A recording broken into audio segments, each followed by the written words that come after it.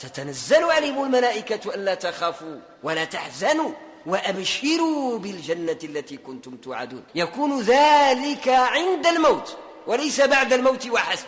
يعني الإنسان يموت يرى بعين عالم الغيب من الآخرة، ويرى بأخرى عالم الشهادة ممن حوله أحاطوا به من أهله وعشيرته، وهنالك يرى الابتسامة تدب في قلبه من تبشير الملائكة إياه.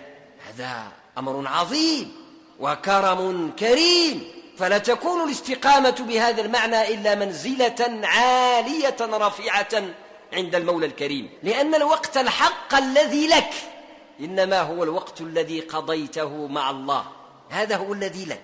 أما الذي قضيته شاردا عن باب الله فهو عليك ليس لك.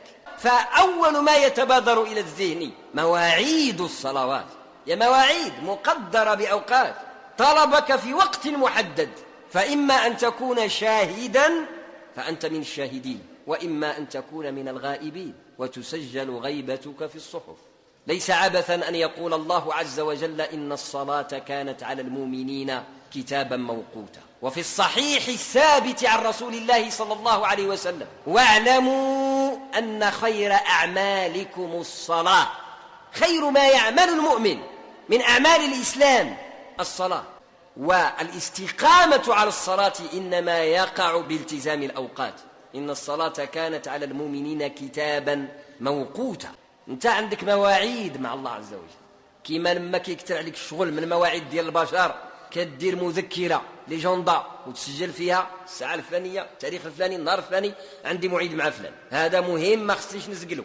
كذلك لك مواعيد مع رب العالمين طلبك فيها طلبا جزما، والحمد لله هذه المواعيد يسرت كل التيسير، يسرت بالأذان حيثما حللت وارتحلت، يذكرك بالموعد بالوقت. ربك هنالك سبحانه كما يليق بجلاله وجماله ينتظرك.